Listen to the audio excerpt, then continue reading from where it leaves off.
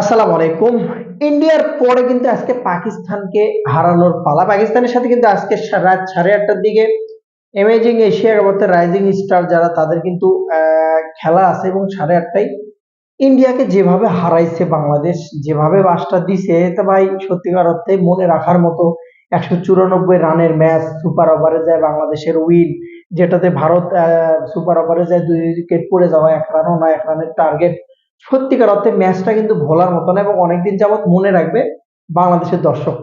আজকে কিন্তু মাঠে নামবে দোহা কাতারে কিন্তু মাঠে নামবে রাইজিং স্টার হাবিবুর রহমান। আজকে কিন্তু হাবিবুরের ব্যাটে কিন্তু অবশ্যই একটা ঝড় দেখার অপেক্ষায় থাকবে কিন্তু বাঙালি। সত্যিকার অর্থে পাড়াই আসির আজকে সুযোগ পাবে কিনা দেখার বিষয়, কারণ যে পরিমাণ অন্যায় করছে, যে পরিমাণ খেলাটা খেলিছে, আগের যে ম্যাচটা সেই ম্যাচটা নিজের হাতে হারাইছে, সুপার ওভারে আসে তাকে দেওয়া হলো প্রথম 1 রান দরকার, প্রথম ওভারে ছক্কা মারতে গেছে। তো কমন সেন্সের মানে কমনই তো নাই, সেন্স থাকবে কই থেকে, কিন্তু কমন সেন্সের এতটাই অভাব।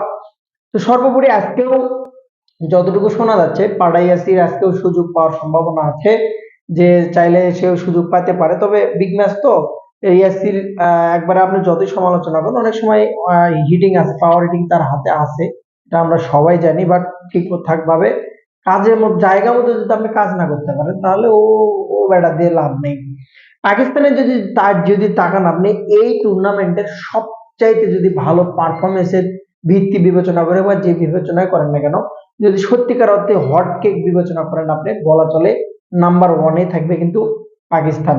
তো সেদিক থেকে বিবেচনা করলে যদি আপনি পাকিস্তানি কিছু রাইজিং স্টার আছে যেগুলা আপনার নাম বলতে হবে, যেমন মাস সাদাক এবং আবির এবং উবাইর। তো আপনি টোটাল যদি দেখেন, আপনি মাঝখানে আহ নিয়াজির কথাই যদি আপনি বলেন, আপনি তো যে পরিমাণ ফর্মে তারা আছে এবং সামাদের কথা যদি যে পরিমাণ ফর্মে তারা আছে, বোলিং সাইডটাও যদি আপনি দেখেন, মিনহাসও কিন্তু ভালো ফর্মে আছে। তো পাকিস্তানের একটা কিন্তু এই যে রাইজিং যে স্টার আছে, এটা কিন্তু একটা প্যাকেজ। সত্যিকার অর্থে যে পরিমাণ দুর্দান্ত লেভেল পারফরমেন্স করেছে, ভারতকেও কিন্তু তারা হারাইছে, বাংলাদেশও হারাইছে, পাকিস্তানও হারাইছে। বাট যদি দুইটা দলে বিবেচনা করেন, আমি বলবো 50-50 ম্যাচ হবে। কারণ বাংলাদেশের এই টিমটা, যে টিমটা রাইজিং স্টার যে টিমটা খেলতে গেছে, এই টিম যেটা সত্যিকার অর্থে এশিয়া কাপে, এই টিমটা অনেক শক্তিশালী একটা টিম, সত্যিকার অর্থে শক্তিশালী।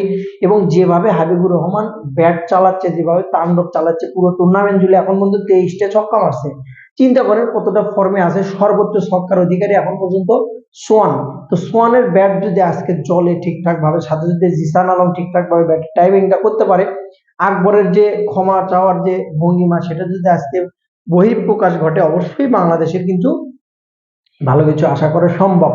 পাকিস্তানের যে খুব পিছিয়ে আছে বাংলাদেশ তা না, বাংলাদেশের যে আপনি batting side, middle order, bowling side total যদি বিবেচনা করেন, তাহলে কোনো অংশে কিন্তু তারা পিছিয়ে নেই, সত্যিকার অর্থে পিছিয়ে নেই। সো পাকিস্তান বাংলাদেশ আমি মনে করি 50-50 লড়াই হবে।